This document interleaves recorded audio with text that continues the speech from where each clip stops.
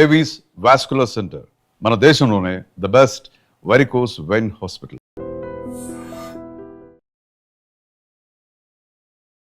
పొద్దున్నే అసలు నిద్ర లేస్తానే గోరువెచ్చని నీళ్ళు తీసుకోండి, లేదా లెమన్ టీ తీసుకోండి, గ్రీన్ టీ తీసుకోండి, తేనె గోరువెచ్చని నీళ్ళు తీసుకోండి, ఇలా చెప్తూ ఉంటారు కదా.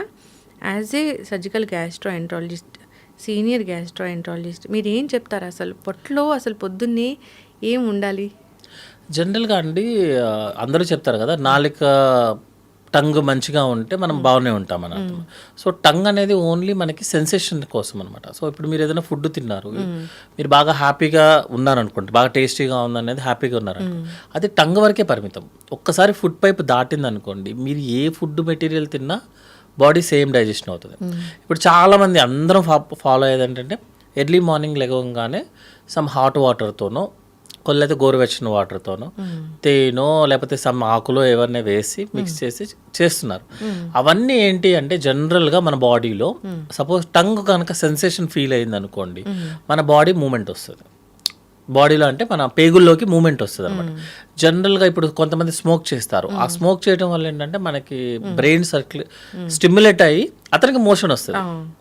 ఇదే సేమ్ వేడి నీళ్ళు తాగిన వాళ్ళు కూడా వేడి నీళ్ళు గోరువెచ్చని తీసుకోలేదు, ఆ టెంపరేచర్ వల్ల టంగ్ సెన్సేట్ అయ్యి మనకి బాడీలో ఉన్న ఇంటెస్టైన్స్ మూమెంట్ వచ్చి మోషన్ ఫ్రీ అవుతుంది, మూమెంట్ వస్తుంది అంతే. మీరు సపోజ్ లెమన్ కలిసిందో తేనె కలిసిందో లేకపోతే పుదీనా, కొంతమంది ఆవి కూడా వేస్తారు, వేసినప్పుడు అంటే ఆ సెన్సేషన్ వల్ల మనకి ఇంటెస్టైన్స్ మూమెంట్ వస్తుంది. కానీ యాక్చువల్గా రూల్ ఏంటంటే ఒకసారి టంగ్ దాటిన తర్వాత మన బాడీలో ఏ ఫుడ్ తిన్నా కూడా మీకు కార్బోహైడ్రేట్, ప్రోటీన్, ఫ్యాటే, ఫైనల్లీ ఆ మూడే ఉంటాయి. మీరు వెజ్ తినండి, నాన్ వెజ్ తినండి, ఏదైనా కార్బోహైడ్రేట్, ప్రోటీన్, ఫ్యాట్. ఇంకా కరెక్ట్గా మాట్లాడుకుంటే సోడియం, పొటాషియం, కాల్షియం, మెగ్నీషియం. కొత్తగా ఏమి ఐటమ్స్ ఏమి ఉండదు. యాక్చువల్గా టంగ్ దాటిన తర్వాత మీరు ఏ ఫుడ్ తిన్నా సేమ్. జస్ట్ ఆ మూమెంట్ కోసం మాత్రమే మీరు టెంపరేచర్స్ చేంజ్ చేసి లేకపోతే pH వాల్యూస్ అంటాము, లైక్ లెమన్ తీసుకోవడం కానీ మ్యాంగో, కొంతమంది తీసుకునేది ఏంటంటే జస్ట్ ఇంటెస్టైన్ మూమెంట్ కోసం అంతే. అవి తీసుకుంటే హెల్దీగా ఉంటాము, తీసుకోకపోతే అదేముంటుంది, that is a personal opinion అంతే తప్పించి ఒక ఫుడ్ ఐటమ్ వల్ల అలా ఏముంటుంది. అవునా, జస్ట్ మూమెంట్ కోసం అంతే. అందుకే కదా ఎర్లీ మార్నింగ్ 7 o'clock తీసుకోండి, 4 or 6 o'clock తీసుకోండి, ఫాస్టింగ్తో తీసుకోండి, అంటే మీకు మోషన్ మూమెంట్ వస్తుంది అంతే. అంతేగాని అది రిఫ్లెక్స్. చిన్నప్పుడు పాలు తాగంగానే బేబీ మనకి మోషన్కి వెళ్తాడు, అది రిఫ్లెక్స్, అది ఆల్రెడీ మనకు ఉంటుంది. దాన్ని మనం ఇప్పుడు ఒక ఫుడ్ సపోజ్ మనకి డైజెషన్ ప్రాసెస్ ఎప్పుడు స్టార్ట్ అవుతుంది అంటే మనం 12 o'clockకి ఏదన్నా ఫుడ్ మెటీరియల్ తినాలన్న థాట్తోనే స్టార్ట్ అవుతుంది యాక్చువల్గా మన డైజెషన్ మొత్తం. తర్వాత స్మెల్తో స్టార్ట్ అవుతుంది, తర్వాత టేస్ట్తో స్టార్ట్ అవుతుంది. వన్స్ అదంతా అయిపోయిన తర్వాత మీరు ఏం చేసిన ఎన్ని ప్రపంచంలో ఉన్న మొత్తం నడిచినా కూడా మీకేం సపరేట్గా ఏం రాదు. ఎందుకంటే ఇది మొత్తం బ్రెయిన్ స్టిమ్యులస్ ఆల్రెడీ ఒక ఆర్గనైజ్డ్ సెక్టర్. మనం బయట చేసేదంతా కూడా ఏంటంటే మన హ్యాపీనెస్ కోసం అంతే తప్పించి కొంతమంది అంటారు నేను పొద్దున్నే తాగవా అంటే అదొక చిన్నలాగా చూస్తారు, ఓహో తాగితే బాగుంటుందేమో. అట్లా ఏం ఉండదండి. మన డైజెషన్ ప్రాసెస్, మనం తినే ఫుడ్ అంతే మెటీరియల్. పరగడుపున అసలు ఏం వెళ్ళాలి డాక్టర్ గారు? జనరల్గా పరగడుపున అయితే రూమ్ టెంపరేచర్లో నార్మల్ వాటర్ ఒక 1/2 liter తీసుకుంటాం అంతే. యాక్చువల్గా జనరల్గా అది ఎవరైనా తాగేది అనమాట, ఎందుకంటే నైట్ అంతా మనం తాగం కదా, ఫుడ్ వచ్చే లోపల మనం అది తీసుకుంటాం. నైట్ ఆల్మోస్ట్ మీరు 6 hours to 8 hours వరకు ఏం తీసుకోరు, 12 to 6 అనుకోండి రఫ్గా, ఏమి తీసుకోరు. కాబట్టి డీహైడ్రేషన్ అవ్వకుండా ఫస్ట్ వాటర్ తాగుతాం, తర్వాత సాలిడ్ ఫుడ్డే వెళ్ళాలి మేడం. యాక్చువల్గా చెప్పాలంటే ఒక న్యూట్రిషన్, డైటిషియన్ లేకపోతే వేరే ప్యారలల్ డిపార్ట్మెంట్స్ అనేది ఏంటంటే ఎవిడెన్స్ లేకుండా ఉంటాం. యాక్చువల్గా చెప్పాలంటే సర్జికల్కి సంబంధించింది ఏంటి అంటే మేము ఎంతసేపు లోపల ఏ జ్యూసెస్ ఉన్నాయి అవి ఏ టైంలో రిలీజ్ అవుతాయి. సపోజ్ మనకి ఫుడ్ జ్యూసెస్ అన్నీ కూడా 4 to 5 రిలీజ్ అవుతాయి. దాన్నే మనం రిథమ్ అంటాము, సైకిల్ అనమాట. 4 to 5 AM మనకి రిలీజ్ అయిపోతాయి. మనం యానిమల్స్ నుంచి వచ్చాం కదా, యానిమల్స్ జనరల్గా 7 o'clock 8 o'clock లేచి తినవు కదా మేడం, పొద్దున్న 5 o'clock మొదలు పెట్టేస్తాయి. సో జ్యూసెస్ ఏంటంటే మనకి 4 to 5 రిలీజ్ అవుతాయి. జ్యూసెస్ రిలీజ్ అయిపోయిన తర్వాత మనం నిద్రలేసేది 7 o'clock అనుకోండి రఫ్గా యావరేజ్, అప్పటికి ఆల్రెడీ మీకు 3 hours జ్యూసెస్ ఉన్నాయి. లిక్విడ్స్ కనుక మనం తీసుకుంటే మామూలుగా చెప్తున్నా, జనరల్గా కాఫీనో టీనో ఏదన్నా ఒక లిక్విడ్ తీసుకున్నాం అనుకుందాం, మన స్టమక్లో 15 minutes కన్నా ఎక్కువసేపు లిక్విడ్ ఉండదు, డైరెక్ట్గా ఇంటెస్టైన్లోకి ఎంటర్ అయిపోతుంది. మరి జ్యూసెస్ రిలీజ్ అయినాయన్నీ ఏమైపోవాలి, మనకి ఇంకోటి ఏంటంటే స్టమక్ దాటిన తర్వాత 50 సెంటీమీటర్స్లోనే మనకి 90% డైజెషన్ అయిపోవాలి. మీరు లిక్విడ్ తీసుకుంటారు 20 మినిట్స్లో వెళ్ళిపోతుంది. ఆ జ్యూసెస్ అన్నీ ఎవరిని డైజెస్ట్ చేయాలి? అందుకని ఏంటంటే జనరల్గా ఫాస్టింగ్తో కాఫీలు కానీ టీలు కానీ తీసుకునే వాళ్ళకి ఎస్జిటి ప్రాబ్లము ఒక 5 years తర్వాత స్టార్ట్ అవుతుంది. ఎందుకు ఇప్పుడు 5 years అయింది కదా, ఇంతకుముందు లేదు కదా సార్, మేము చిన్నప్పటి నుంచి నాకు ఇదే అలవాటు అని చాలామంది చెప్తారు. అదొక పాష్ లాంగ్వేజ్లో అనమాట. అప్పుడు ఏజ్ ఎంత మీది, ఇప్పుడు ఏజ్ ఎంత, అప్పుడు లేచినట్టు కింద కూర్చొని లేగగలవా, లేగలేవు కదా. బాడీ కూడా అంతే ఉంటుంది మేడం. సో అప్పటి వరకు మనకు కాంపెన్సేట్ చేసింది ఇప్పుడు చేయడం కుదరట్లేదు. సో జనరల్గా ఫాస్టింగ్లో అయితే మనం సాలిడ్ ఫుడ్ అనగానే ఇప్పుడు కొత్తగా ఏమొస్తుందంటే bread, toast, one more thing ఏంటంటే మన food items like dry fruits తింటాము, ఫ్రూట్స్ తింటాము. ఫ్రూట్స్ తినడానికి పొద్దున్న తప్ప ఇంక మనకి వేరే టైం దొరకలేదు యాక్చువల్లీ. నైట్ తినకూడదంటగా ఫ్రూట్స్. జనరల్గా ఫ్రూట్స్ ఇవన్నీ citrus type of madam. High acidity values ఉంటాయి యాక్చువల్గా. సో ఫాస్టింగ్తో మీరు ఏమీ సాలిడ్ ఫుడ్ లేకుండా తిన్నప్పుడు ఏంటంటే ఎస్డిటీ లెవెల్స్ పెంచుతాయి అవి. ఇంకోటి ఏంటంటే ఈజీలీ అబ్జార్బుల్ అనమాట. మీరు ఫ్రూట్స్ ఆల్మోస్ట్ అబ్జర్వ్ అయిపోతుంది లోపలికి. సో ఫ్రూట్స్ అనేది ఏంటంటే ఒక సాలిడ్ ఫుడ్ మెటీరియల్ తీసుకొని క్లాసికల్ ఇండియన్ ఫుడ్ మేడం. అది సౌత్ కావచ్చు, నార్త్ కావచ్చు. అంతా అయిపోయిన తర్వాత బనానా ఇస్తారు కానీ ముందు బనానా పెట్టి ఫుడ్ పెట్టాడు. సింపుల్గా చెప్పాలంటే బనానా పెట్టి తర్వాత లాస్ట్లో అది తింటే అంటే ఫ్రూట్ ఎక్స్ట్రా. ఫ్రూట్స్, వెజిటబుల్స్ ఇవన్నీ మనం తినే ఫుడ్కి ఎక్స్ట్రా, అంతే తప్పించి అవే మెయిన్ ఐటమ్స్ కాదు. మీరు డ్రై ఫ్రూట్స్ తినే వాళ్ళందరికీ ఎసిడిటీ ప్రాబ్లమ్ స్టార్ట్ అవుతుంది. ఇప్పుడు ఏం నువ్వు డ్రై ఫ్రూట్స్ ఎక్కడ చూసినా ఓ ప్లేట్ నిండా డ్రై ఫ్రూట్స్ పెట్టుకోవడము, లేదా ఓ పాల గ్లాస్ నిండా డ్రై ఫ్రూట్ పౌడర్ వేసుకోవడం, ఇది చాలా చాలా నడుస్తుంది. అది మంచిదేనా? జనరల్గా డ్రై ఫ్రూట్స్ కానీ ఫ్రూట్స్ కానీ మనకి ప్రతి ప్రోడక్ట్లోనూ అవసరం ఉంటాయి, అవసరం లేని ఉంటాయి. అంతేగాని only 100% purest form of food material వచ్చేది ఒక చెట్టు కానీ ఏమి ఉండదు, తాటి చెట్టు తప్ప. డ్రై ఫ్రూట్స్లోకి ఏంటంటే మనకి ఎంతైతే అవసరమో అంతే తీసుకోవాలి మేడం. ఎందుకంటే డైజెషన్ అవ్వాలి అంటే మీకు వెనక ఫైబర్ ఉండాలి. ఒక స్ట్రక్చర్ చూద్దాం మనం. సపోజ్ ఒక బిల్డింగ్ కట్టినా వెనక మెష్ ఉండాలి. మెష్ ఉంటేనే మీకు డైజెషన్ అవుతుంది, అది ఫైబర్. నెక్స్ట్ డైజెషన్ ప్రాసెస్ చేయడానికి ఒక బేస్ చేస్తారు, దట్ ఈస్ కార్బోహైడ్రేట్స్. ప్రోటీన్ అనేది జస్ట్ బై ప్రొడక్ట్స్ లాగా అనమాట. ప్రోటీన్ డైజెస్ట్ అవ్వాలంటే ఇవి రెండు ఉండాలి ఫస్ట్. ఇదంతా ప్రోటీనేగా, ఇదంతా ప్రోటీన్. మొత్తం డ్రై ఫ్రూట్స్ అన్నీ అవే కదా మేడం, వేరేది ఉండదు కదా మెటీరియల్. సో మీకు డైజెషన్ ప్రాసెస్ జరగదు. అందుకే వాళ్ళకి ఎసిడిటీ రావటము, మోషన్ ప్రాబ్లం. మోషన్ ఎక్కడి నుంచి వస్తుంది? ఫైబర్ ఫుడ్ లేకుండా. మంచిగా గుడ్ హెల్త్ ఉండాలంటే మోషన్కి వెళ్ళాలంట. మీరు డ్రై ఫ్రూట్స్ అవన్నీ తీసుకుంటూ కూర్చుంటే, ఫ్రూట్స్ డ్రై ఫ్రూట్స్ తింటారంటే మోషన్ ఫామ్ అవ్వదు, డైజెషన్ జరగదు. బేస్ ఏమి లేకుండా, ఫ్రేమ్ వర్క్ ఏమి లేకుండా కన్స్ట్రక్షన్ ఉండదు, కెమికల్ రియాక్షన్ జరగదు, ఏమీ జరగదు. మనం మాత్రం డ్రై ఫ్రూట్స్ పొద్దున్నారు, సాయంత్రం వారు, మధ్యాహ్నం వారు, ఎక్కడుంటే అక్కడ తినాలి. అంటే వెళ్ళిపోతుంది మేడం అట్లా. ప్రతి దాంట్లో జనరల్గా చెప్పేది ఏంటంటే ఎనీ డ్రై ఫ్రూట్స్ పీసెస్లో ఉంటాయి. సపోజ్ బాదం, జీడి అవి కామన్ కదా. 6 కన్నా పర్ డే తినాల్సిన అవసరం లేదు మేడం యాక్చువల్లీ. ఎందుకంటే అరగదు అది. మీరు ఇప్పుడు వాటర్ బాగా తాగారు, డాక్టర్ ఏం చెప్తారు? మీరు వాటర్ మంచిగా తాగండి, మీకు బాగుంటుంది అని చెప్తారు. నేను రోజుకి 6 లీటర్లు తాగుతాను మేడం, 4 లీటర్లు యూరిన్లో వస్తుంది.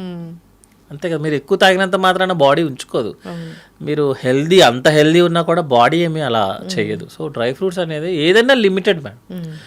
Every food is a good, but at the limited versions. మంచి ఫుడ్ అంటే త్వరగా అరిగే ఫుడ్ మంచిదా? జనరల్గా ప్రతి ఫుడ్ ఐటమ్ని మన బాడీ కార్బోహైడ్రేట్, ఫ్యాట్, ప్రోటీన్ లాగే చూస్తుంది మేడం. వాటర్, ఫైబర్, ఈ 5 ప్రోడక్ట్లోనే చూస్తుంది మీరు ఏ ఫుడ్ తిన్నా కూడా. కానీ మనం యాడ్ చేస్తే ఈ ఆయిల్ కానీ, స్పైసెస్ కానీ, ఫ్రై కానీ, వీటిల్ని మన బాడీ రికగ్నైజ్ చేసుకోలేదు యాక్చువల్గా. ఎందుకంటే మనం వచ్చింది అక్కడి నుంచే కాబట్టి, అప్పుడు స్పైసెస్ ఇవన్నీ లేదు కాబట్టి మన ఆయిల్ ఇవన్నీ బాడీ రికగ్నైజ్ చేసుకోలేదు. అందుకే మనకి జనరల్గా బిర్యానీస్ అవన్నీ తిన్నప్పుడు, లేకపోతే బాగా ఫ్రై ఐటమ్ తిన్నప్పుడు, తినేటప్పుడు టంగ్ హ్యాపీ ఉంటుంది, తిన్న తర్వాత పొట్ట హార్ట్ అవుతుంది, పొట్ట ఏడుస్తుంటుంది అనమాట. ఎందుకంటే అవి స్పైసెస్. మీరు వెజిటేరియన్ తిన్నప్పుడు పొట్ట హాయిగా ఉంటుంది, నాన్ వెజ్ తిన్నప్పుడు పొట్ట ఇబ్బంది పెడుతుంది. మళ్ళీ ఫ్రైగా తిన్నప్పుడు ఇబ్బంది పెడుతుంది, కర్రీగా తిన్నప్పుడు ఇబ్బంది పెట్టదు. అందుకని మనం యాడ్ చేసే ఆయిల్, స్పైసెస్ అవి ఇంపార్టెంట్ మేడం. అంతేగాని ఫుడ్ ఎప్పుడు సేమ్ మేడం, అంతే. Carbohydrate, protein, fat. ఇప్పుడు బిర్యానీ అనేది చాలా మంచిదని ఒక వీడియో చాలా పెద్ద వైరల్ అయింది డాక్టర్ గారు. బిర్యానీ చాలా మంచిదని. బిర్యానీ మంచిదే మేడం. ఎప్పుడు అంటే దాంట్లో ఉన్న ఆ స్పైసెస్ ఉంటాయి కదా, అన్ని రకాల స్పైసెస్ వాడతాం. అవి చాలా కెమికల్ కాంపౌండ్స్ అంటే natural chemicals, anti cancer, anti ageing. యాక్చువల్గా బిర్యానీ వచ్చింది ఆ బేసిస్లోనే. Biryani is the royal family వాళ్ళు వాడేది, యాక్చువల్గా మనం వాడేది కాదు. ఫస్ట్లో అంతా రాయల్ ఫ్యామిలీస్ తినేవి అనమాట. వాళ్ళు ఎందుకు తింటారు మేడం, మంచిదైతేనే కదా తింటారు. యాంటీ ఏజింగ్, యాంటీ క్యాన్సర్ అయితేనే తింటారు. దాంట్లో ఏమైందంటే మనం రైస్ యాడ్ చేసి, రైస్ ఎక్కువ అమౌంట్ ఆఫ్ రైస్ యాడ్ చేసి, అది కూడా రైస్ అనేది కూడా ఆల్ పాలిష్డ్ రైసే. ఎందుకంటే it should be like A white colour, బ్రైట్గా ఉంటేనే మనం తినగలం. డబల్ మసాలా యాడ్ చేసి స్పైసెస్ ఇంపార్టెంట్ యాక్చువల్గా అందులో. అవి మంచివి. రైస్ ఎక్కువ అమౌంట్లో రాంగ్, తక్కువ అమౌంట్లో కాదు, ఎక్కువ అమౌంట్లో రాంగ్. మళ్ళీ ఆయిల్, డాల్డా లేనిదే బిర్యానీ టేస్టీగా అవ్వదు, అది పడాల్సిందే. కొంతమంది యానిమల్ ఫ్యాట్ కూడా యూస్ చేస్తారు. అది మనం ఒప్పుకోకపోయినా మోస్ట్ ఫేమస్ బిర్యానీ పాయింట్స్ అన్నీ కూడా యానిమల్ ఫ్యాట్ యాడ్ చేస్తేనే ఆ టేస్ట్ వస్తుంది. అదొక స్టిక్కీగా అట్లా చిక్కిగా. సో ఆ టేస్ట్ కోసం మనం చేసే దానివల్ల బిర్యానీ అనేది డేంజర్ అయిపోయింది. అదే టైంలో మరి ఖాళీగా ఉన్నాం కాబట్టి పక్కన ఒక పెప్సీయో, కోకో, ఏదో సంథింగ్, ఏదో కోలా డ్రింక్స్ వస్తుంది. That is very sugar, high sugars కాబట్టి డ్యామేజ్ అవుతుంది. So biryani as a such is a good. అంటే వారానికి ఒకసారి తింటే మేడం అది ఇంట్లోది. బయటదైతే మాత్రం biryani as a such is the bad. Non veg కూడా అంతేగా డాక్టర్ గారు మీరు చెప్పినట్లు? నాన్ వెజ్ కూడా కర్రీ లాగా ఉన్నప్పుడు మనం ఎక్కువగా స్పైసెస్ వేయకుండా, ఎక్కువ ఆయిల్ యూస్ చేయకుండా యూస్ చేసినప్పుడు non veg is a good madam. లేకపోతే ప్రోటీన్ ఎక్కడి నుంచి వస్తుంది? మనం ప్రోటీన్ రావాలంటే నాన్ వెజ్ తినాల్సిందే కదా. వెజ్తో ప్రోటీన్స్ రావు కదా మేడం, తక్కువ, చాలా తక్కువ వస్తుంది కదా. పప్పుతో ఈజీలీ అబ్జర్వబుల్ వస్తుంది మేడం, కాకపోతే సరిపోదు యాక్చువల్గా. మీరు రోజు పప్పు తినాల్సి వస్తుంది ఎవ్రీడే, దట్ ఈస్ డైజెషన్ అవ్వదు. డాక్టర్ గారు ఈ కందిపప్పు మంచిది, చాలా తీసుకోండి, మీకు ప్రోటీన్ వస్తుంది, వెజిటేరియన్స్కి మంచి సోర్స్ ఇలా చెప్తారు. కానీ కందిపప్పు తింటే బ్లోటింగ్ వస్తుంది, గ్యాస్ వస్తుంది. జనరల్గా మేడం కొంతమందికి కొన్ని ఫుడ్ ఐటమ్స్ అరగవు యాక్చువల్గా. కొంతమందికి గోంగూర తింటే దురదలు వస్తాయి, చాలా మందికి వస్తుంది యాక్చువల్గా. అందులో కూడా ఇంగ్లీష్ గోంగూర, న్యాచురల్ గోంగూర, అందులో కూడా డిఫరెన్స్ ఉంటుంది. బెండకాయ తింటే కొంతమందికి వస్తుంది. అంటే అది ఫుడ్ ఎలర్జీకి సంబంధించిన మెటీరియల్ మేడం. బట్ ఏంటంటే కొంతమందికి పెసరపప్పు బాగా అడ్జస్ట్ అవుతారు, కొంతమంది కందిపప్పునికి అడ్జస్ట్ అవుతారు. సో ఒక పప్పు అందరికీ యునానిమస్గా కరెక్ట్ అవుతుందని చెప్పలేదు. ఏ ఫుడ్ ఎప్పుడు అవ్వదు. కొంతమందికి అసలు మిల్క్ పట్టుకుంటేనే పరిగెత్తుతారు, వామిటింగ్ సెన్సేషన్. కొంతమందికి మిల్క్ లేదే నిద్ర రాదు. సో అదేంటంటే ఒక ప్రోడక్ట్ని జనరలైజ్ చేయడం అనేది కరెక్ట్ కాదు. బట్ జనరల్గా ఏంటంటే ఈజీలీ డైజెస్టబుల్ అయితే పెసరపప్పు. యాక్చువల్గా కందిపప్పు అనేది కొంచెం డైజెస్ట్ అవ్వదు, బట్ టేస్టీగా ఉంటుంది కాబట్టి జనరల్గా అందరూ కందిపప్పే యూస్ చేస్తారు. బట్ పెసరపప్పు ఈజ్ ఈజీలీ డైజెస్టబుల్ ఉన్న వాటిల్లో. గ్యాస్ట్రిక్ రాకుండా కందిపప్పుని మనం తీసుకోలేమా? గ్యాస్ట్రిక్ ఉన్న వాళ్ళు ఎవరైనా సరే ఒక ఫుడ్ ఐటమ్ వల్ల ప్రాబ్లం వస్తుంది సార్ అంటే ఆ ఫుడ్ ఐటమ్ ఆపమనే చెప్తాం, అంతే. ఆల్టర్నేటివ్ చూసుకోమనే చెప్తామని. ఎందుకంటే ఫుడ్ ఒకసారి లోపలికి వెళ్ళిన తర్వాత మనం చేయడానికి ఏమి ఉండదు, బాడీ చేసుకోవాలి. బాడీకి కందిపప్పు అడ్జస్ట్ అవ్వట్లేదు. ఎందుకంటే మేడం మనకు తెలిసినంత వరకు ఎంజైమ్స్, జీన్స్ అనేది కొంచెమే, మనకి తెలియదు కదా మొత్తం ఎన్ని ఉన్నాయో అనేది. అందరి మనుషులు అన్ని జీన్స్తోనూ పుట్టరు, 100% ఎవ్వరు ఈక్వల్గా ఉంటారు. ఏదైనా డిఫెక్ట్ ఉందనుకోండి మేడం, అప్పుడు ఏం చేస్తాం? దాన్ని తగ్గట్టు మాకు మిల్క్ పడలేదు, ఆపండి, ఏమో అర్జెంట్ ఏముంది ఇప్పుడు. కందిపప్పు పడలేదు, పోనీ పెసరపప్పు తినండి. ఏదో సినిమాలో చెప్పినట్టు పెన్సిల్ ఇరిగిపోయిందంటే పెన్తో రాసుకోండి. ఇప్పుడు పెసరట్టు అబ్బో, గట్టి హెల్త్కి పెసరట్టు చాలా మంచిది, దాంట్లో ఉన్నన్ని మెడిసినల్ ప్రాపర్టీస్ దేంట్లో లేవు, పెసరట్టే తినండి అంటున్నారు. నిజంగా అంత మంచిదా? మనకి జనరల్గా ఇప్పుడున్న మీడియా స్ట్రీమ్స్ దాని ప్రకారం కానీ ఇప్పుడున్న దానికి ఏంటంటే ఎవరైనా ఒకటి పట్టుకుంటే అదే రీల్ చేస్తారు మనం. ఇప్పుడు మీరు ఇన్స్టా ఓపెన్ చేసినా ఏది చేసినా వన్ డే పైన పాకిస్తాన్ రీలే రన్ అవుతుంది. సో జనరల్గా ఒకటి పట్టుకుంటే ఇంకా అదే ఉంటుంది. జనరల్గా ఏంటంటే ఒక ప్రోడక్ట్ మంచిది, ఇది తింటే మీకు ఈ ప్రాబ్లమ్స్ రాదు, మీకు ఫుల్ ప్రోటీన్స్ వచ్చేస్తే అట్లా ఏమి ఉండదు madam. Everything is the same అనమాట. మేబీ ఒక దాంట్లో కార్బోహైడ్రేట్ ఎక్కువ ఉండొచ్చు, ఒక దాంట్లో తక్కువ ఉండొచ్చు.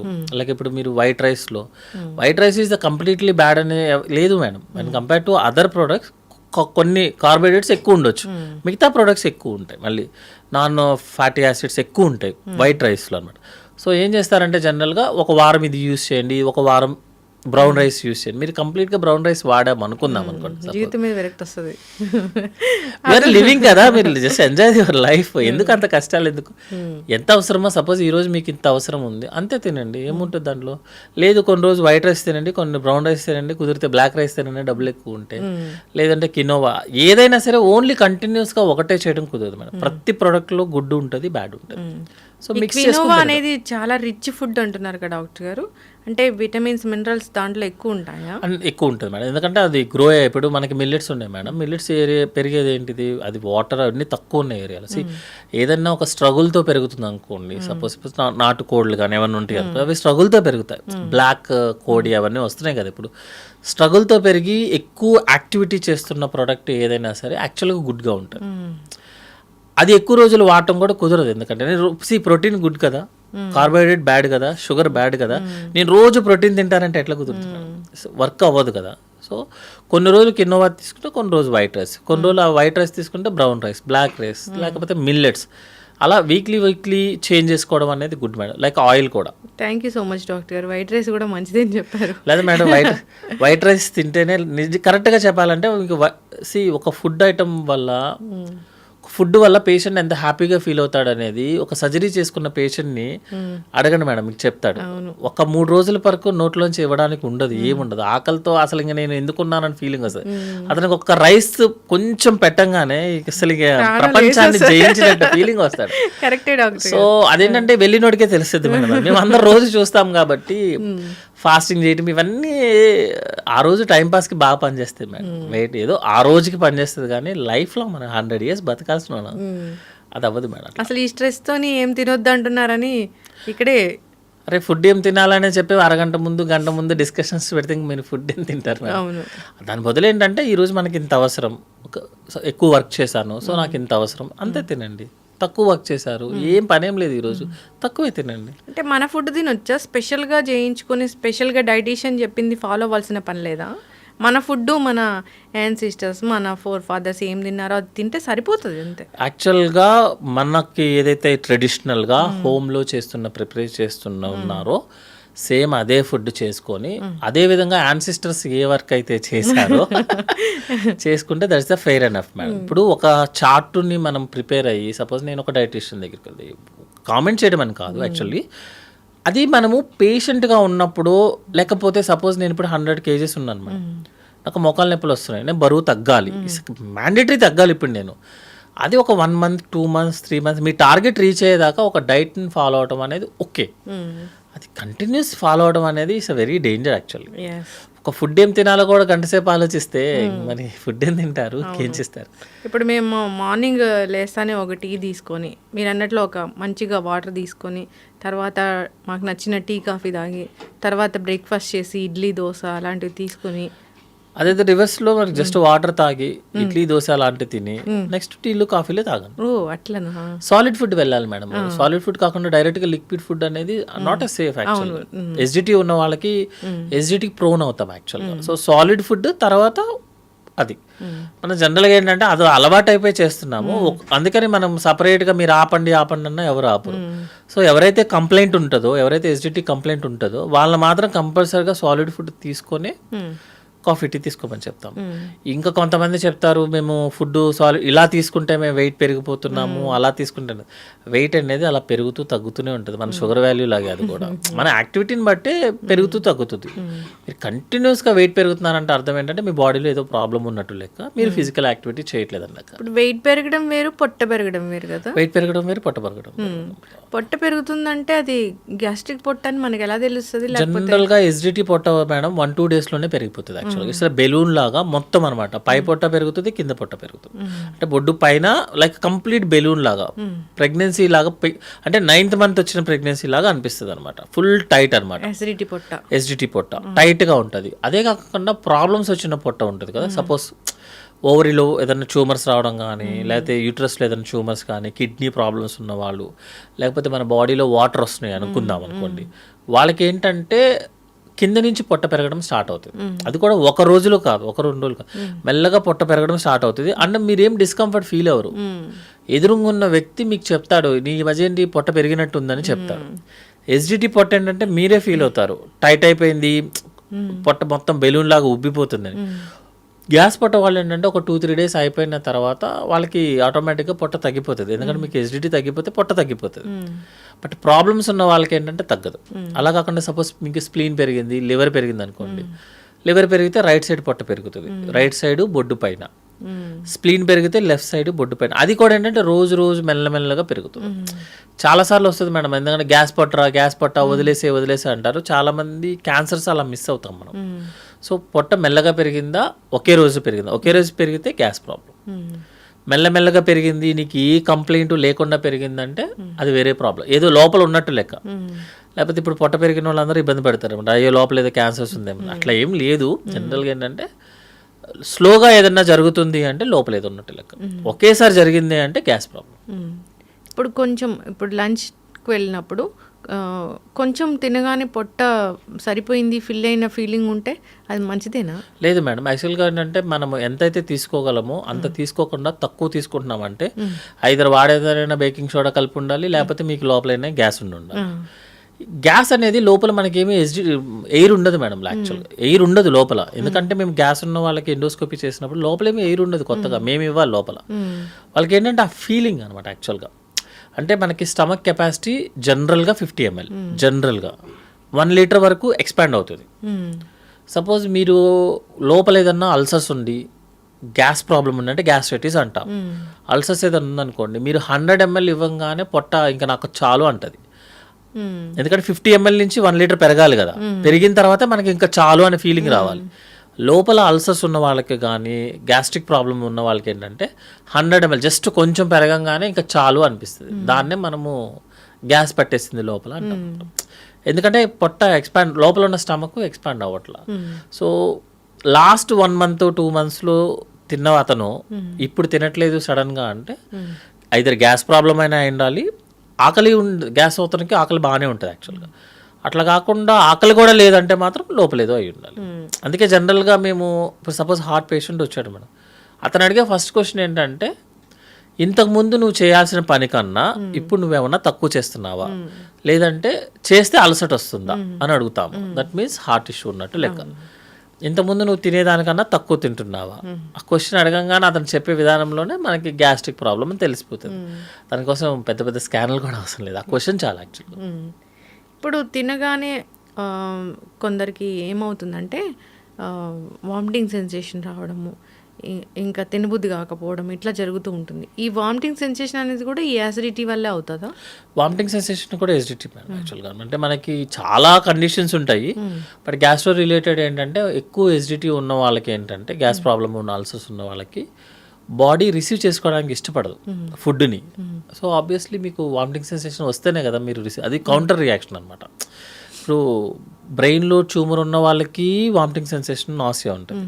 అలా కాకుండా సింపుల్ గ్యాస్ట్రిక్ ప్రాబ్లం ఉన్న వాళ్ళకి అదే ఉంటుంది అనమాట. స్టమక్ రిసీవ్ చేసుకోవడానికి యాక్సెప్ట్ చేయలేదు అనుకోండి, మీరు తినడానికి వీలు లేదు. అప్పుడు మీకు ఏ ఫీలింగ్ కలిగించాలి? కొంచెం తింటే వామిట్ అవుతున్న ఫీలింగ్ మీకు బాడీ కలిగిస్తుంది. అది ట్రిగర్ మెకానిజం, లైక్ ఫీవర్ లాగా. అంతే. ఇప్పుడు యాసిడిటీ ఉంటే టాబ్లెట్స్తో సరిపోతారు డాక్టర్ గారు? జనరల్గా ఎసిడిటీ ఉన్న వాళ్ళకి నార్మల్ రెగ్యులర్గా యూస్ చేసే మెడిసిన్ సరిపోతుంది మేడం. యాక్చువల్లీ ఫాస్టింగ్తో వేసుకోమని చెప్తాము. ఇప్పుడు లేటెస్ట్గా ఏంటంటే వితౌట్ ఫాస్టింగ్ కూడా మెడిసిన్స్ యూస్ చేయొచ్చు అనమాట. వస్తుంది వచ్చాయి మేడం, ఆల్రెడీ ప్రూవెన్. అంటే ఎంటీ స్టమక్ మీద వేసుకున్న టాబ్లెట్ కన్నా బాగానే పనిచేస్తుంది, ఎఫెక్టివ్గా పనిచేస్తుంది అనమాట. బట్ ఏంటంటే అందరికీ వాడలేము ఆ టాబ్లెట్స్. ఈ సింపుల్గా అయిపోయే టాబ్లెట్ని ఎక్కువ మనీ పే చేయించలేం కదా, ఇండియాలో అవన్నీ కుదరవు యాక్చువల్గా. సో ఫాస్టింగ్తో వేసిన టాబ్లెట్ 99% పనిచేస్తే వితౌట్ ఫాస్టింగ్ 100% పనిచేస్తుంది. ఇప్పుడు ఆ పొద్దున్న పరగడుపున వేసుకునే ఆ టాబ్లెట్ వేసుకుంటే అసలు ఆ లోపల పడిన యాసిడిటీ వల్ల వచ్చిన ర్యాష్ అంతా తగ్గిపోతుంది? 14 daysకి మనం ట్రీట్మెంట్ యూస్ చేస్తే లోపల ఉన్న మొత్తం అల్సర్స్ అన్ని క్లియర్ అయిపోతాయి. ఎందుకంటే ఎసిడిటీ ప్రొడక్షన్ తగ్గిపోతుంది కదా ఆటోమేటిక్గా, తగ్గిపోయినప్పుడు మీకు అల్సర్స్ అన్ని హీల్ అయిపోతాయి. ఎసిడిటీ ప్రొడక్షన్ రావడం అంటే ఏంటి? మేము సరిగ్గా టైంకి తినకపోతే అట్లా వస్తుంది? జనరల్గా మనకి బాడీ డైజెషన్ స్టార్ట్ అవ్వాల్సింది సెలవే మేడం, మనం ఉమ్ము దగ్గర స్టార్ట్ అవుతుంది, ఫుడ్ పైప్లో ఏం జరగదు. స్టమక్లోకి రాగానే మనకి ఏదైతే pH వాల్యూ ఉండాలో 0.8 అది ఉండాలన్నమాట. దట్ ఈజ్ ఎసిడిటీ, ఎసిడిటీ కాదు యాసిడ్ ఉండాలి. మీరు కనుక ఓవర్గా డైట్ చేయకుండా స్ట్రెస్ లెవెల్స్ ఎక్కువైపోయి యాంగ్జైటీ ఫీల్ అవుతూ నిద్ర లేదనుకోండి, హార్మోన్స్ లెవెల్స్ పెరుగుతాయి. కౌంటర్ రియాక్షన్ కింద మనకి యాసిడ్ రిలీజ్ అవుతుంది, ఎక్కువ రిలీజ్ అవుతుంది. సో యాసిడ్ ఉండాలి, కానీ ఎక్కువ రిలీజ్ అయితే ప్రాబ్లం వస్తుంది. అందుకే మీరు ఎసిడిటీ టాబ్లెట్స్ ఎక్కువ రోజులు యూజ్ చేయొద్దని చెప్తాం అనమాట. ఎందుకంటే మీరు టాబ్లెట్స్ ఎక్కువ రోజులు వాడుతున్నారు అనుకోండి, అసలు ఉండాల్సిన యాసిడ్ కూడా ఉండదు.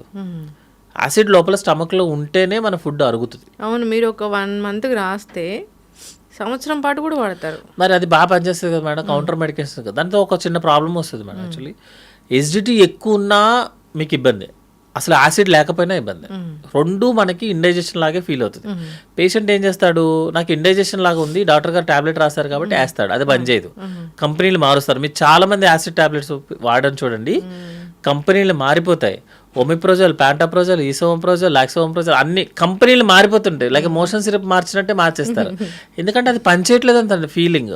ప్రాబ్లం ఎక్కడ వస్తుంది అంటే మీరు ఎక్కువ వాడేసి లోపల ఉన్న యాసిడ్ ప్రొడక్షన్ ఆపేస్తున్నారు, దానివల్ల మనకి ఇండైజెషన్ వాడుతుంది. అందుకే ఎస్జిటి అనేది మ్యాక్సిమం 45 days, అంతకు మించి ఎక్కువ వాడటం అనేది సేఫ్ కాదు. అబ్జార్ప్షన్ పోతుందా న్యూట్రియంట్స్? అసలు డైజెషనే స్టార్ట్ అవుతుంది. మీరు సపోజ్ ఇప్పుడు ఉమ్ము మింగకుండా ఊసేస్తున్నారు అనుకోండి, డైజెషనే స్టార్ట్ అవుతుంది. అసలు ఫుడ్ స్టార్ట్ అవ్వాల్సిందే సెరవెల్, తర్వాత స్టమక్ వెళ్ళిన తర్వాత గ్రైండింగ్ అవుతుంది. మనకు ఎవరైతే యాసిడ్ ఉందో లోపల, యాసిడ్ కావాలి అది యాక్చువల్లీ. యాసిడ్ లేకుండా మీకు ఫుడ్ డైజెస్ట్ అయ్యే ఛాన్సే లేదు. అందుకనే ఈ ఎవరైతే ఫుడ్ ప్రోడక్ట్స్ ఎక్కువ వాడతారో, ఈ టాబ్లెట్స్ ఎక్కువ వాడతారో వాళ్ళకి ఇండైజెషన్ వచ్చేస్తుంది. పుల్లెట్ థెరపీలో వస్తే అన్నం మరగనట్లేనా మనం తీసుకున్నది? పుల్లెట్ థెరపీలు అంటే జనరల్గా ఇండైజెస్ట్ అయిన అంటే డైజెస్ట్ అవ్వన్న ప్రోడక్ట్ ఇంకా స్టమక్లో మిగిలిపోయింది అనుకోండి మేడం, మనకి మామూలుగా ఏంటంటే ఒక పర్ డే అట్లీస్ట్ ఒక 8 to 10 times తేన్పులు వస్తాయి. ఎందుకంటే ఇప్పుడు మాట్లాడుతున్నప్పుడు గ్యాస్ లోపలికి వెళ్ళిపోతుంది, అంటే ఎయిర్, గ్యాస్ కాదు ఇది ఎయిర్. తింటున్నాము, మింగుతున్నప్పుడు ఎయిర్ లోపలికి వెళ్తుంది, అది బయటికి రావాలి కదా, అదే తేన్పులు యాక్చువల్గా. ఇప్పుడు మీరు బిర్యానీ తింటున్నప్పుడు జనరల్గా అందరికీ వస్తుంది స్పైసీ ఫుడ్ అదేంటంటే మనం తినేటప్పుడు మనం మింగేస్తాం చాలా ఎయిర్ని, అది బయటికి తీయడానికి ఒక మెకానిజమే తేన్పులు. సపోజ్ ఆ మెకానిజం కనుక ఎక్కువ అయిందనుకోండి, మీరు ఎక్కువ చేసేసి ఎక్కువ తేన్పులు చేశారనుకోండి, అందులోంచి మన ఫుడ్ పైకి వస్తుంది. పైకి రాగానే మనకి పుణ్యం తేన్పులు రావటము, జనాలకి స్మెల్ రావటము, గొంతు నొప్పి రావటము, అవన్నీ జరుగుతాయి అనమాట. సో తేన్పు అనేది 8 to 10 times ఈజ్ సేఫ్. మరి 8 to 10 times అని చెప్తే ఇప్పుడు మన వాళ్ళందరూ 8 to 10 times లెక్క కడతారు, అలా కాదు. మినిమం తేన్పులు చేయడం అనేది సేఫ్ అవుతుంది కూడా. ఇప్పుడు నేను మాట్లాడుతున్నప్పుడు చాలా ఎయిర్ లోపలికి వెళ్తుంది, అది నేను తీయాలి కదా తర్వాత, అది ఆటోమేటిక్గా వస్తుంది. ఎక్కువ అయితేనే ప్రాబ్లం.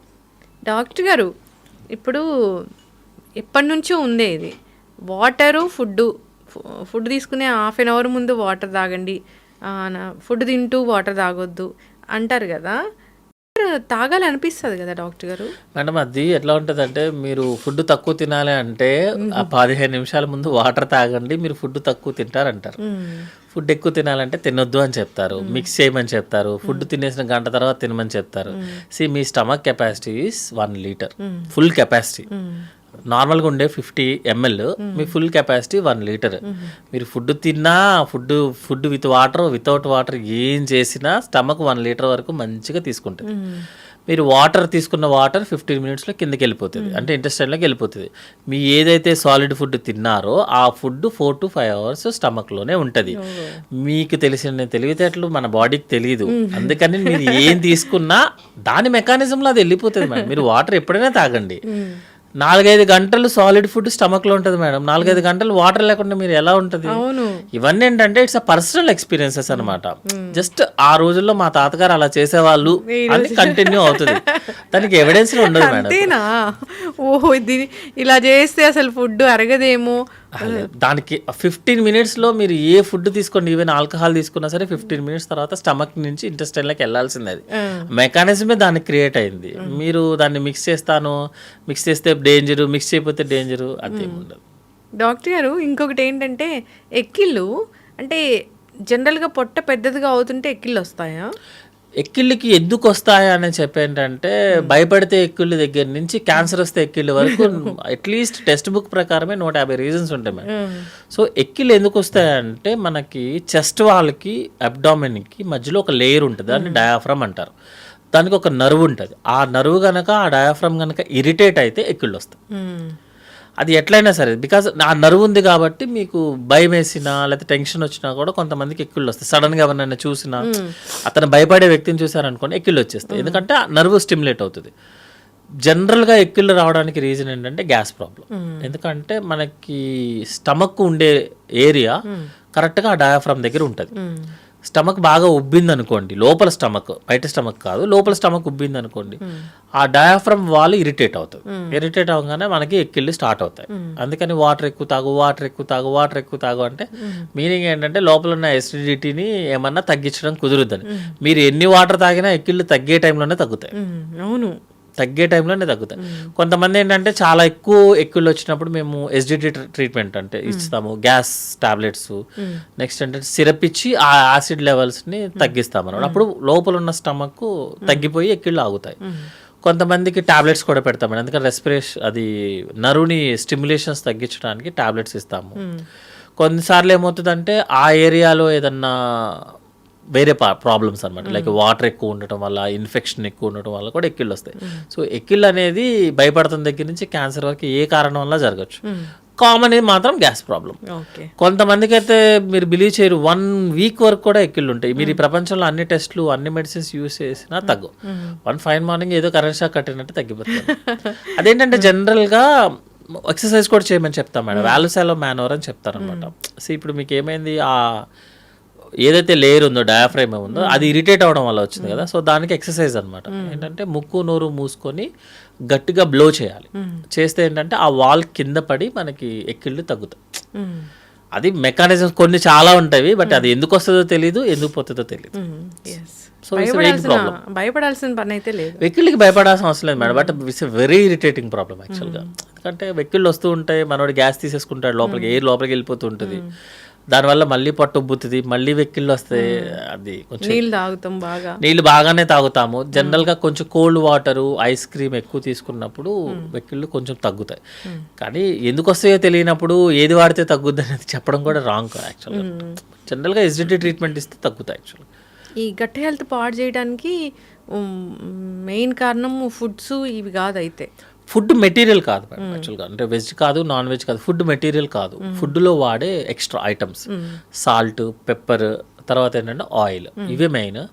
అదే టైంలో స్ట్రెస్, స్లీప్ లేకపోవడం. మీరు చెప్పినట్లు లక్షణాలన్నీ చూసుకున్నారు, కానీ గట్ హెల్త్ బాగాలేదని తెలిస్తే ప్రోబయోటిక్, ప్రీబయోటిక్స్ ఇట్లాంటివి ఉంటాయి కదా, ఏం తీసుకోవాలి అసలు?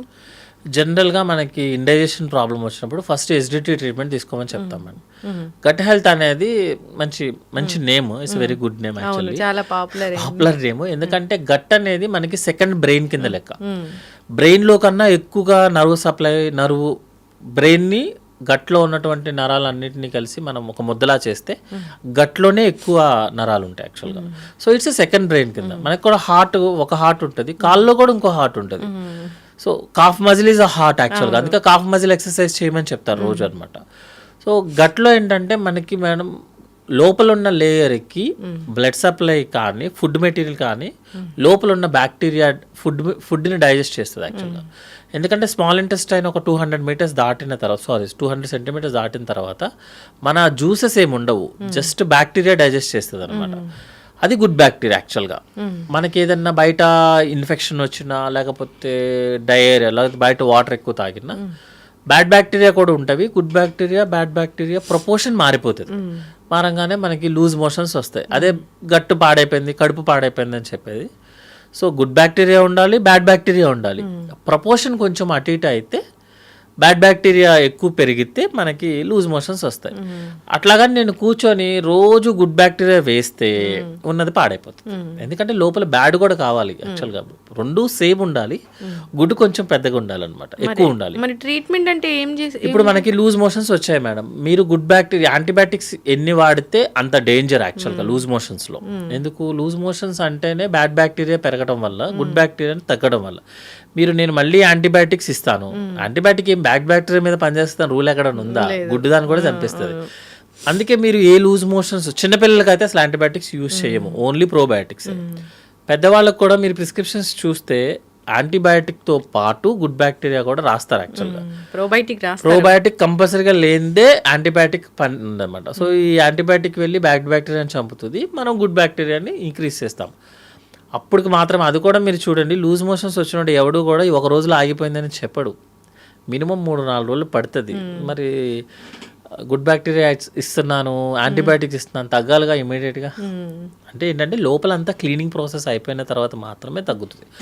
సో జనరల్గా ఇప్పుడు అందరూ అడిగే క్వశ్చన్ ఏంటంటే నాకు గట్ హెల్త్ ఇంప్రూవ్ చేసుకోవాలి సార్, నెలకోసారి గుడ్ బ్యాక్టీరియా వేసేయమంటారా అంటాడు, ఏదో షాప్లో దొరికినట్టు. దొరుకుతున్నాయిగా ప్రోబయోటిక్స్. మనకి బ్యాక్టీరియా కానీ వైరస్ కానీ ఎవ్రీ 6 monthsకి ఒకసారి చేంజ్ అవుతూ ఉంటుంది మేడం. స్ట్రెయిన్ 1, 2, 3 స్ట్రెయిన్స్ చేంజ్ అవుతాయి. మీకు good bacteria bad bacteria problem ఎప్పుడు వస్తుంది అంటే మీకు మోషన్ సరిగ్గా అవ్వకపోతే. When your motion is normal, your gut is good. మీరు కనుక బ్యాడ్ గట్ ఉందనుకోండి మీ మోషన్ నార్మల్ అయ్యే ఛాన్సే లేదు. డయాబెటిక్స్లో అసలు గట్ హెల్త్ ఉండదా? డయాబెటిక్లో ఏంటంటే మూమెంట్ ప్రాబ్లం వస్తుంది మనసి. డయాబెటిక్ పేషెంట్స్ అందరికీ కూడా నర్వ్స్కి బ్లడ్ సర్క్యులేషన్స్కి డయాబెటీస్ వస్తుంది. వాటికి కూడా మూమెంట్ తగ్గుతుంది. సో బవల్ మూమెంట్ తగ్గిపోతుంది, వాడికి మూమెంట్ ప్రాబ్లం, అంతేగాని మోషన్ ప్రాబ్లం కాదు అది. సో మూమెంట్ ప్రాబ్లం వచ్చినప్పుడు సరే అతని కాలు నడవడం కూడా తగ్గుతుంది కదా, సెన్సేషన్ తగ్గుతుంది. అందుకని అతన్ని మనం ఫైబర్ పౌడర్స్ కానీ లాక్సేటివ్స్ అంటే మోషన్ సిరప్ కానీ యూస్ చేసుకోమంటాం. గుడ్ బ్యాక్టీరియా ఎక్కువ రోజులు వాడితే కాన్స్టిపేషన్ వస్తుంది పేషెంట్కి. అందుకే మనం ప్రోబయాటిక్స్ కనుక 1 week కన్నా ఎక్కువ వాడితే you will get constipation. Natural probiotic అంటే చద్దన్నం నిజంగా అంత మిరాకిల్ చేస్తుందా?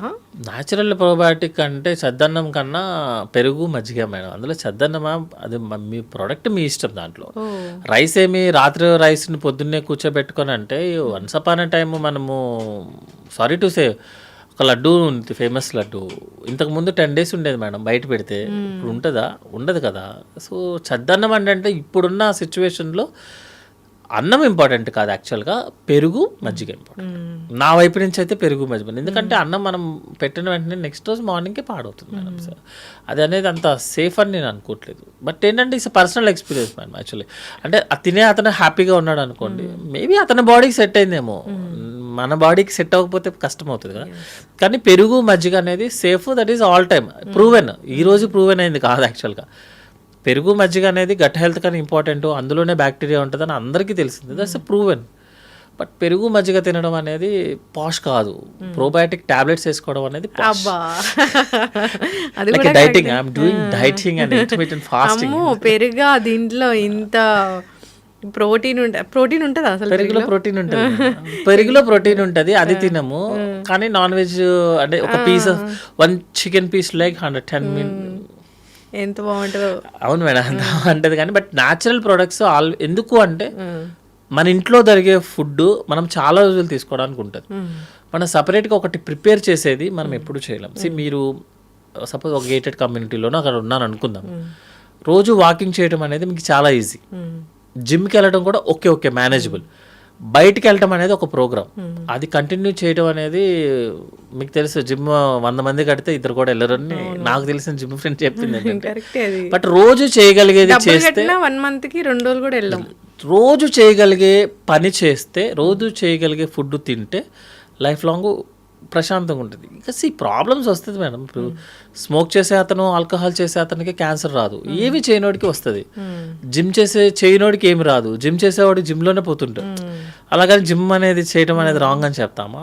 దట్ ఈస్ అతన్ని పర్సనల్ ప్రాబ్లం, దానికి మనమే వైడ్గా చేయటం కాదు. బట్ ఏంటంటే ఆ ప్రోడక్ట్ ఈ ప్రోడక్ట్ అనేది వాళ్ళ పర్సనల్ ప్రాబ్లం, పర్సనల్ ఎజెండాస్ లాగా అనమాట. నైట్ ఏం తినాలి డాక్టర్ గారు అసలు? నైట్ జనరల్గా మనం తినే ఫుడ్లో 1/4 ఫుడ్ తీసుకోమని చెప్తాం మేడం. అంటే మనం సపోజ్ 100 grams తీసుకుంటున్నాం అనుకున్నాం, morning 50 grams, afternoon 50 grams, night 50, మీ రిమైనింగ్ 25, 50 grams. అంటే 1/4 of our food night time. అది కూడా ఏంటంటే ఆయిలీ స్పైసీగా కాకుండా లైట్గా తీసుకోమని చెప్తాం. నా వైపు నుంచి మాత్రం అంటే నేనంటే లైక్ సర్జన్స్ పర్స్పెక్టివ్లో ఏంటి అంటే food is not important actually, అందులో యాడ్ చేసే స్పైసెస్ ఇంపార్టెంట్. నెక్స్ట్ ఏంటంటే ఫుడ్కి మీరు పడుకునే దానికి మినిమం 2 hours అన్న గ్యాప్ పెట్టుకోమని చెప్తాము, ఎందుకంటే డైజెషన్ ప్రాసెస్ అవ్వాలి కదా. సో గ్యాప్ పెట్టుకోమని చెప్తాము. ఒకవేళ ఎవరికైనా ఎసిడిటీ ఎక్కువ ఉంది అంటే చాలామంది మిల్క్ తాగుతారు నైట్ టైం. అలాంటి మిల్క్, డ్రై ఫ్రూట్స్ తినడాలు, స్వీట్స్ తినడాలు, అన్నం తినగానే మిల్క్ తాగితే మంచిది అంటారు కదా డాక్టర్. మిల్క్ ఇండియన్ సెటప్లో మేడం 20% to 25% ఐ థింక్. మీ ఏజ్ 25 years దాటిన తర్వాత మిల్క్ అరగదు. అవునా? ఎసిడిటీ ప్రాబ్లం ఉన్న వాళ్ళకి life style modification, sleep, stress ఇవి ఎంత ఇంపార్టెంట్, లేకుండా ఉండటం ఇంపార్టెంట్. ఒక్క ఫుడ్ ఐటమ్ వల్ల మాత్రమే ఎస్డిటీ వస్తుందని proven, that is milk, plain milk అనమాట. అంతే తప్పించి కాఫీ టీ కాదు. మనం ఏదైనా మిల్క్ ఆపరా బాబు అంటే మిల్క్ సంబంధించిన ప్రతి ప్రోడక్ట్ ఆపేస్తాం యాక్చువల్గా, అది కాదు. మిల్క్ ఒకటే ప్రూవెన్. సో 25% పీపుల్కి మోర్ దాన్ 25 years దాటిన తర్వాత జనరల్గా మిల్క్ అరగదు. సో వాళ్ళని మనం మిల్క్ ఆపమనే చెప్తాం. సో జనరల్గా అందులో ఉన్న కాల్షియం కన్నా మనకి మామూలుగా నాన్ వెజ్లోనే ఎక్కువ కాల్షియం వస్తుంది. సో ఏదో నిద్ర కోసం కొంతమంది తాగుతారు యాక్చువల్గా, అది తాగకపోతే వాళ్ళకి ఇబ్బంది వస్తుంది. మీకు ఇబ్బంది అనిపిస్తే మాత్రం తాగండి, స్పెసిఫిక్గా మాత్రం నో. ఎస్. అయితే డాక్టర్ గారు, ఇప్పుడు నైట్ పూట మీరు అన్నీ చెప్పారు, ఇవన్నీ ఏం తినకూడదులేని, పెరుగన్నం తినొచ్చా అంటే పెరుగు తినొద్దు అంటారుగా? నైట్ పెరుగు తింటే గురక వస్తుంది. నైట్ అంటే గురక అనేది యాక్చువల్గా ఎయిర్ లోపలికి వెళ్ళే సిస్టమ్ యొక్క ప్రాబ్లం మేడం, లేకపోతే ముక్కు నుంచి లోపల వరకు వెళ్ళే ప్రాబ్లం. అది ఒక ఫుడ్తో వచ్చేదానికి కాదు యాక్చువల్గా. సో నైట్ పెరుగు తినొద్దా తినొద్దు అని అంటే, సపోజ్ మీరు తిన్నప్పుడు మీకు ఇండైజెషన్ లాగా అనిపించింది అనుకోండి, దాన్ని అవాయిడ్ చేస్తాం తప్ప పెరుగుకి గురకకి సంబంధం లేదు. గురక అనేది మనం ఎయిర్ స్ట్రీమ్ లైన్లో వెళ్తే గురక రాదు. ఎయిర్ స్ట్రీమ్ లైన్లో వెళ్ళకుండా మధ్యలో ఏదైనా సైనస్ ప్రాబ్లమో, లేకపోతే టాన్సిల్స్ పెరిగాయో, ఎడినాయిడ్స్ పెరిగాయో, లేకపోతే బ్యాక్ సైడ్ ఉన్న వాల్ కనుక ఎక్కువ మూవ్మెంట్ వచ్చేస్తుంది అనుకోండి, లేకపోతే పేపర్ మూవ్ అయినట్టు మూవ్ అయిపోతే గురక వస్తుంది. గురకకి పెరుగుకి ఎట్లా అంటే మచ్చేస్తే జాండీస్ తగ్గినట్టు, మందేస్తే పాము కాటు తగ్గినట్టే ఉంటుంది. అంటే ఎవిడెన్స్ ఉండదు మేడం యాక్చువల్లీ, ఇవన్నీ ఏంటంటే పర్సనల్ ఎక్స్పీరియన్సెస్. ఇప్పుడు మీరు అన్నట్లుగా గట్ హెల్త్ బాగుందో లేదో చూసుకోవాలి. ఎప్పుడైనా గట్ హెల్త్ బాగుందో అనేది టెస్ట్లు ఏమి ఉండదు, మన మోషన్ బాగా వస్తే బాగున్నట్లు.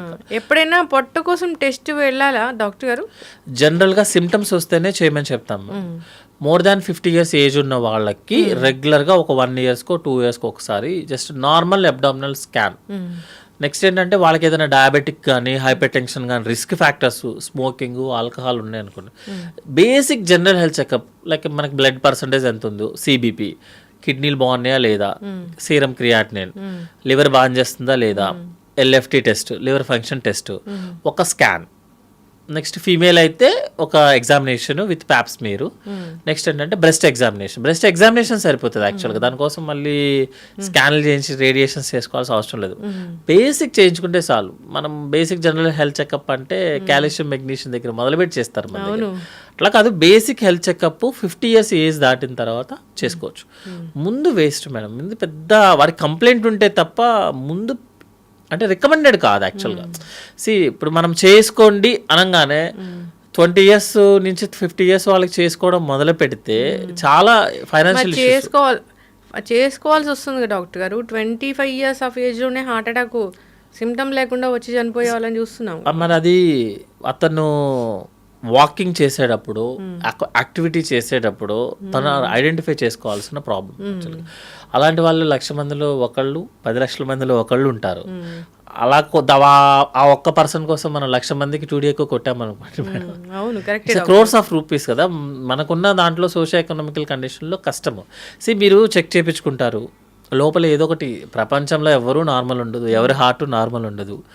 నేను హార్ట్ చెక్ చేయించుకున్నా కూడా వాళ్ళలో కొంచెం వీక్నెస్ ఉందని వస్తుంది, అది పట్టుకొని నేను ప్రపంచం అంతా తిరిగి వస్తాను. అట్లా కాకుండా ఏంటంటే మీరు వెన్ కంపేర్ టు లాస్ట్ ఇయర్తో పోలిస్తే మీ యాక్టివిటీ తగ్గిందా ఈ ఇయర్? మీరు వాకింగ్ 1 kilometer చేయాల్సిన వాళ్ళు 1/2 kilometer చేస్తున్నారా?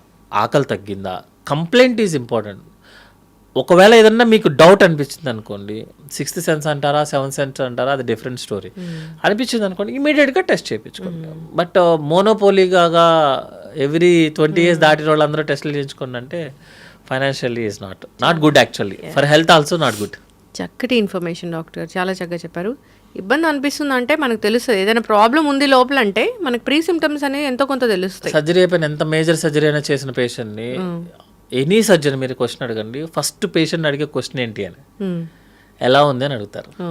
సార్ నాకు బాగుంది అంటే అది అబౌట్ టు డిశ్చార్జ్, ఇంకా పెద్ద ప్రాబ్లం లేదు.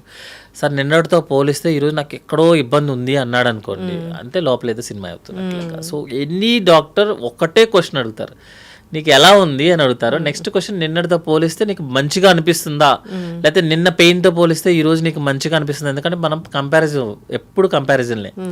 ముందు రోజుతో పోలిస్తే మీరు ఈ రోజు ఎలా ఉన్నారు, అది సర్జరీ అయిన పేషెంట్. మామూలు పేషెంట్ కూడా అంతే. లాస్ట్ వీక్తో పోలిస్తే నువ్వు ఎలా ఉన్నావు, యువర్ నాట్ హ్యాపీ కదా, యువర్ నాట్ హ్యాపీ అంటే మెంటల్లీ కాదు, ఫిజికల్లీ యువర్ నాట్, ఏదో తేడా కొడుతుంది అనుకోండి, ఆ తేడా కొడుతుందన్న దాన్ని వేరే దాంట్లోకి పెట్టుకోకూడదు. నేను ఏదో తిన్నాను లేరా అందుకే అలా అయ్యింది, నేను 4-5 సార్లు ట్రావెల్ చేశాను లేరా, అట్లా వద్దు. ఏదన్నా డౌట్ అనిపించినప్పుడు కన్సర్న్ స్పెషలిస్ట్ దగ్గరికి వెళ్ళటం, ఒకసారి చూపించుకోవడం, ఏమీ లేదు. బేసిక్ టెస్ట్, ఊరికే ఎక్కువ టెస్టులు చేయించుకోవడం కూడా కరెక్ట్ కాదు.